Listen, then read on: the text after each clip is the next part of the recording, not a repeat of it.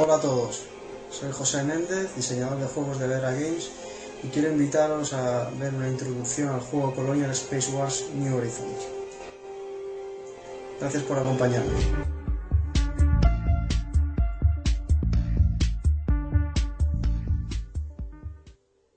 Bueno, pues vamos a hablar un poco sobre lo que es el juego. Para jugar a Colonial Space Wars tenemos un tablero de 12 por 10 casillas y fichas cuadradas, como vemos aquí a la derecha. Tenemos 4 colores que nos van a identificar cada una de las facciones: azul para Terra, rojo para Alpha Centauri, amarillo para Scarian y verde para Industrias Heimdall. Además tenemos unos marcadores de explosión que se utilizan para los impactos, y por la parte de atrás tiene el marcador de activación. Todas las fichas tienen un marcador de salud en la parte superior y una ilustración en la cara de adelante. Por la parte de atrás tenemos el nombre de la unidad y varios atributos que caracterizan a la ficha. Tenemos el primer atributo, que es el atributo de clase. Luego tenemos el atributo de mando, la estrella, el movimiento, la explosión, que es el daño que hace la ficha, tanto a ligeras como a pesadas. Luego tenemos a continuación el rango, el que hace los ataques, y la protección. Algunas fichas tienen además habilidades especiales. En ese caso se indicará en la parte inferior de la ficha. Cuando vemos la ficha por la parte anterior, el marcador de salud siempre estará mirando al frente. Eso quiere decir que la ficha está en buenas condiciones. Si la ficha sufriera heridas, empezaríamos a girar 90 grados. Que sería una herida, 2 heridas, 3 heridas, y con la cuarta se retiraría del juego.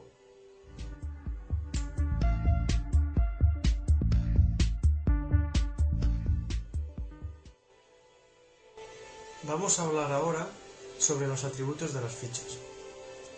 Si vemos la parte trasera de la ficha, tenemos los distintos atributos. El primero, que es el atributo de clase, nos indica si la ficha se trata de una unidad ligera o una unidad pesada.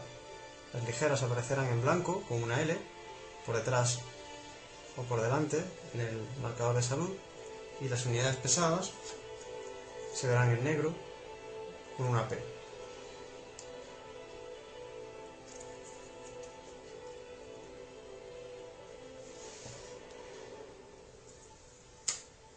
siguiente atributo es el atributo de mando, la estrella. La estrella nos indica el coste de activación de esa ficha. Luego veremos cómo se activan unidades. El siguiente atributo es el atributo de movimiento, la flecha. Este indica el valor de casillas que puede desplazarse la ficha por el tablero en su turno. Si el valor viene incluido con una A, como el caso del Mirmidón, esta ficha es ágil y podrá ignorar el terreno. En el caso de tener una ficha voladora, como es el caso de un aullador, tenemos una V, por lo tanto indica que es voladora y podrá ignorar el terreno y a las unidades enemigas. Además, tenemos los atributos de ataque y de rango. El atributo de ataque es la explosión, que viene marcado por 2 valores. El primero indica el daño que se hace a las unidades ligeras, y el segundo el daño que se hace a las unidades pesadas. La distancia a la que hace el ataque es el rango. Y finalmente tenemos el atributo de protección, marcado con un escudo. Esto indica cuántos impactos recibe la ficha antes de sufrir las heridas.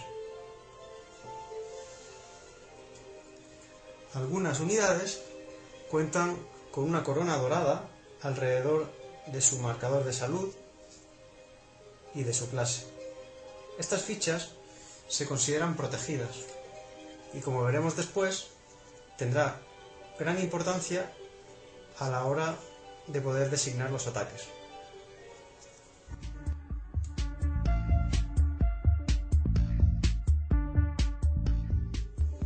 Vamos a hablar ahora sobre el objetivo y el campo de batalla de Colonial Space Wars.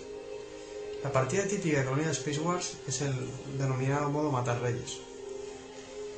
La capacidad de acción es lo que se utiliza en Colonial Space Wars para utilizar los ejércitos. Cada ejército crea puntos de mando de una manera diferente. Las unidades de Terra y las unidades de Alpha Centauri se basan en líderes. Los líderes quedan reflejados por su habilidad especial en la parte inferior e indican cuántos puntos de mando van a dar al principio del turno del jugador. En el caso de Heimdall serán los nodos los que den los puntos de mando. Y en el caso de que haya un jugador Askarian, los jugadores Askarian utilizan lo que se denomina nivel trófico. Habrá 3 niveles tróficos que darán 2, 4 o 6 puntos de mando si hay organismos Askarian de ese nivel en la mesa.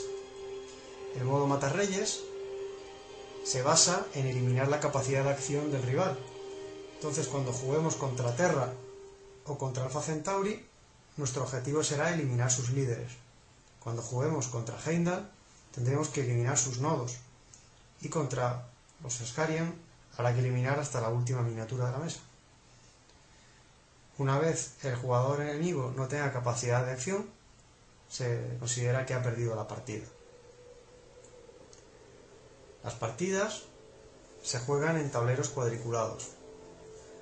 El tablero básico tiene 10 por 12 casillas, como se ve aquí. Este es el tablero con terreno. Existen casillas que no tienen ningún tipo de numeración y otras que están clasificadas según su tipo de terreno. Hay 3 tipos de terreno: A, B y C. El terreno C se considera impasable. Solo las unidades voladoras podrán colocarse sobre esas casillas. El terreno A y el terreno B son considerados abrupto o muy abrupto. Esto afectará a la capacidad de moverse por el terreno y a la protección de las miniaturas que se coloquen en ellas. Adicionalmente a la clasificación de terreno A, B y C, podemos estar en una casilla marcada con F o D. Favorable, desfavorable. Una ficha en una casilla favorable tendrá +1 a la protección, mientras que una ficha en casilla desfavorable tendrá un -1 a la protección. Adicionalmente, las fichas ligeras ganarán +1 a la protección en las casillas de terreno A y B, y las pesadas únicamente se beneficiarán de las favorables. Cuando querramos empezar una partida de Colonial Space Wars, lo primero será determinar quién será el atacante y quién será el defensor. El atacante elegirá la zona de despliegue.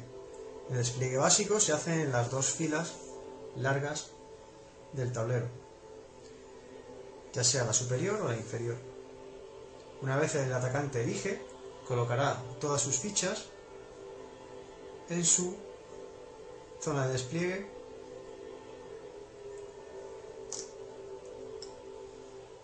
Cuando haya terminado, el defensor hará lo propio en la parte opuesta.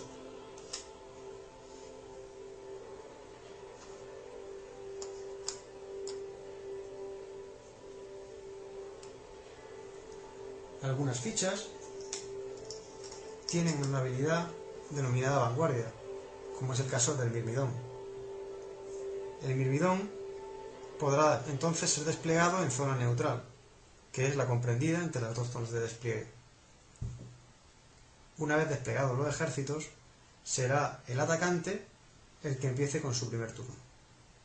Y a continuación se alternarán los turnos atacante-defensor.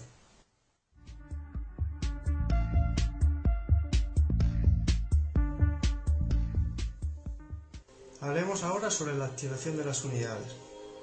Al inicio del turno del jugador, tenemos que ver cuántos puntos de mando puede generar.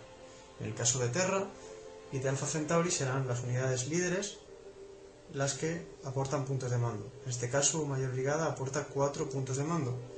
Así que cogeríamos 4 órdenes para poder activar unidades. En caso de querer activar, por ejemplo, un técnico, miraríamos su atributo de mando, la estrella, y habría que invertir un punto para poder activarla. Las fichas, cuando están sin heridas o con una herida leve, un giro, cuestan su coste básico de mando. Pero cuando ya estén con 2 giros, heridas, o con 3 heridas, les costará más. Con 2 heridas tendrán un +1 adicional a su mando, y con 3 heridas +2 adicional al mando. Esto representa el hecho de que las fichas responden peor a las órdenes cuando no están en condiciones. Algunas fichas tienen costes más elevados, ya de base. Como podemos ver, el Polemarca cuesta 2 órdenes para poder ser utilizada. Una vez se activa una ficha, podremos utilizarla a nuestro gusto. Podrá mover, atacar o utilizar una habilidad especial por turno. En Colonial Space Wars no hay fases, por lo que podremos alternar movimiento con disparo o el empleo de habilidades en el orden que prefiramos.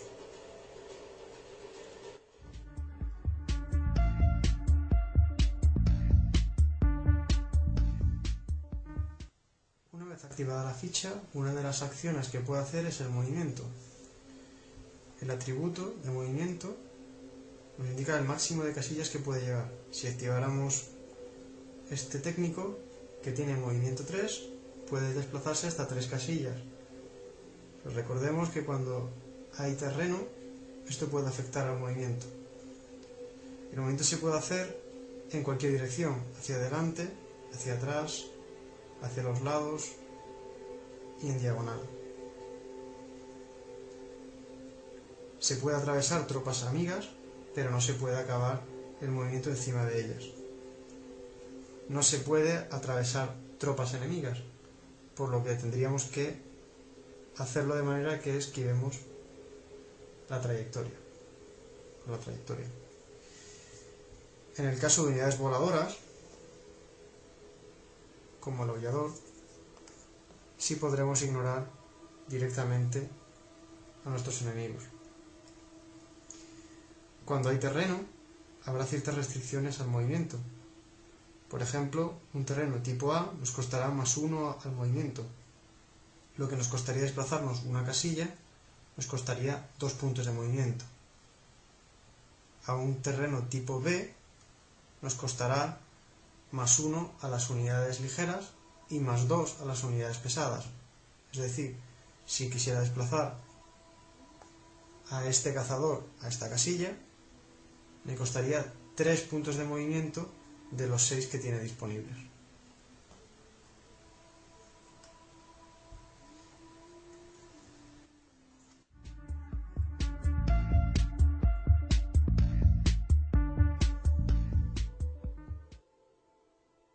Las unidades pueden atacar de acuerdo a su atributo de ataque, la explosión. El primer valor nos indica el daño a unidades ligeras y el segundo a pesadas. En este caso, un técnico puede hacer 2 impactos a unidades ligeras y no puede hacer nada a las pesadas. El rango al que puede hacer los ataques es 2. Cuando hemos activado la ficha, puedo mover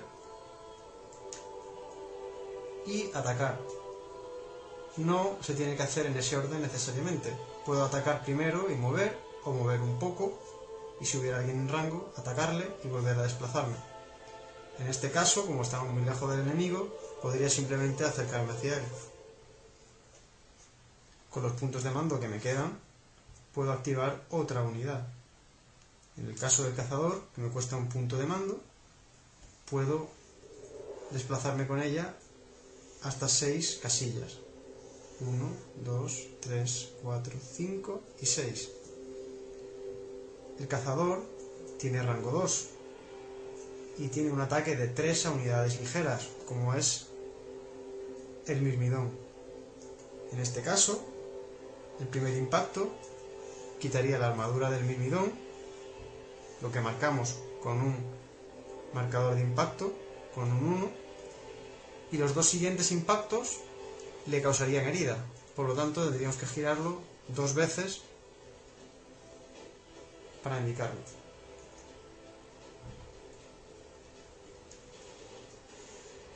En caso de que tuviéramos unidades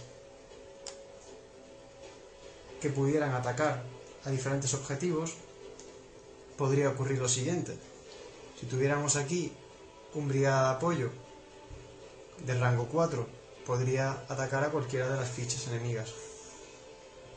El brigada hace 3 de daño a las unidades ligeras, por lo tanto, si atacara a este mirmidón, podría eliminarlo con 2 giros. El punto que le queda lo podría invertir en atacar a otra ficha que estuviera en rango, por ejemplo, a los lanceros. Es legal repartir ataques. La única restricción es que las fichas que están protegidas no pueden ser designadas como objetivo si están al lado de una ficha amiga del mismo tipo.